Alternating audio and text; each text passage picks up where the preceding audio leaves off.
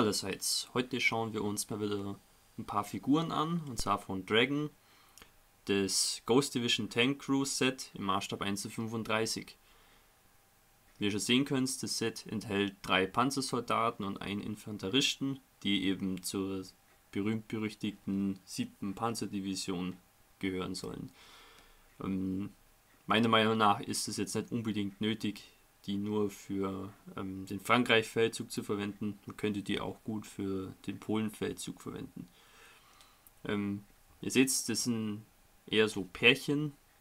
Sagt die zwei hier, gönnen sich eine Zigarette, und der hier geleitet seinen verwundeten Kamerad nach hinten. Die Figuren kann man natürlich schon zusammen auf einem Diorama kombinieren, aber das ist nicht unbedingt notwendig. Man kann auch, wie gesagt, die Pärchen verwenden, beziehungsweise die beiden gehen sogar einzeln. Da ist eigentlich der Gestaltung keine Grenzen gesetzt.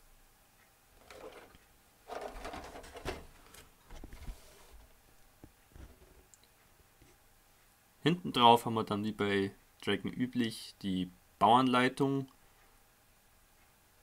Ist jetzt auch nicht so ausführlich, aber auch nicht wirklich nötig, weil es eigentlich selbsterklärend ist, wie die Figuren so zusammengehören. Hier nochmal das Boxart in klein als Bemalungshinweis. Das finde ich ein bisschen spärlich. Gerade jetzt Anfänger wissen da gar nicht, was sie für Farben verwenden sollen. Ich persönlich weiß, wie ich bestimmte Ausrüstungsgegenstände bemal. Da hat eigentlich jeder so seinen Weg schon gefunden, aber Anfänger tun sich da, denke ich, ein bisschen schwer. Das ist doch sehr grob gehalten. Enthalten sind 3 Gießäste, 2 für die Ausrüstung und einen für die Figuren an sich. Also hier sieht man nochmal, dass es eigentlich nicht nötig ist, da eine Bauanleitung hinzuzufügen, weil eigentlich immer die Figurenteile, die sich hier in so einem Bereich befinden, eigentlich immer zusammengehören. Und wie man sieht, alles sehr schön detailliert. Äußerst scharfe Details an den Uniformen. Hier ist auch sogar das Kabel dabei von der Funkausrüstung. Natürlich auch kein Flash in Sicht, wenig Grad.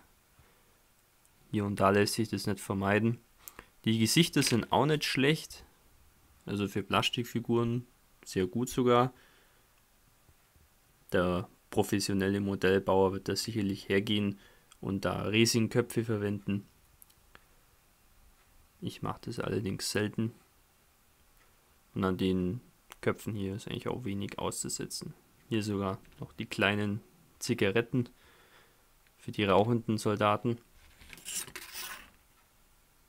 Hier wurde an alles gedacht. Die Ausrüstungsgegenstände sind schon die neuen von Dragon. Steht auch auf der Packung Generation 2. Also man kann zum Beispiel die Gasmaskenbehälter offen darstellen. Da sind die Deckel einzeln. Und ansonsten liegt auch viel mehr bei, als man eigentlich braucht. Da freut sich die Restekiste und man kann Figuren von anderen Herstellern damit aufwerten. Weil das sieht schon alles sehr sauber aus. Gut finde ich auch, dass die Helme so befestigt sind.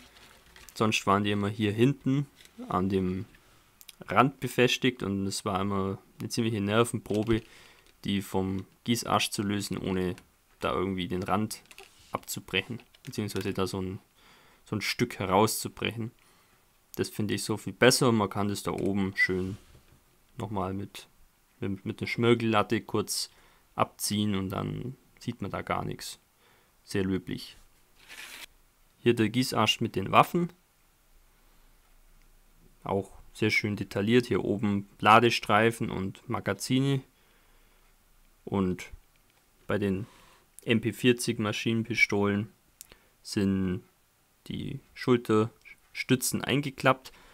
Bei einem ist es aber nicht der Fall. Da kann man hier die Schulterstütze hernehmen und es dann ausgeklappt bauen. Auch sehr schön. Ja, und die Karabiner einwandfrei.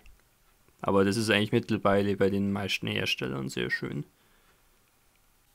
Also meiner Meinung nach wunderbar detaillierte Figuren, zumindest was Plastikfiguren angeht. Es ging natürlich noch besser, wenn man Resin oder Weißmetall nimmt, aber in ihrer Liga, in den Bereich Plastikfiguren, sind sie auf jeden Fall hervorragend.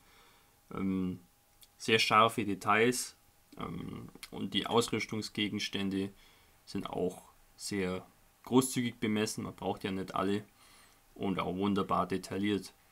Der Bausatz schlägt so mit 13, 14 Euro zu Buche. Das finde ich ein bisschen teuer, wenn man das jetzt mit Masterbox vergleicht. Da ist man eigentlich immer unter 10 Euro. Aber klar, Dragon packt hier wieder mal das ganze Know-how rein, was man haben kann. Aber ob es das jetzt auch wirklich braucht, ich finde, die Masterbox-Figuren sind für mich, ja, nicht das Maß der Dinge. Die Dragon-Figuren sind auch ganz nett, aber halt auch im Vergleich deutlich teurer. Das muss jeder Modellbauer für sich selber entscheiden, wie er das haben will. Mir ging es einfach darum, ein paar Panzersoldaten zu haben mit der frühen Uniform, vor allem mit dem Panzerbarett. Das ist ein bisschen rar gesät, leider. Gut, ich hoffe, euch hat die Bausatzbesprechung gefallen und man sieht sich im nächsten Video. Euer Hamilcar Varkas.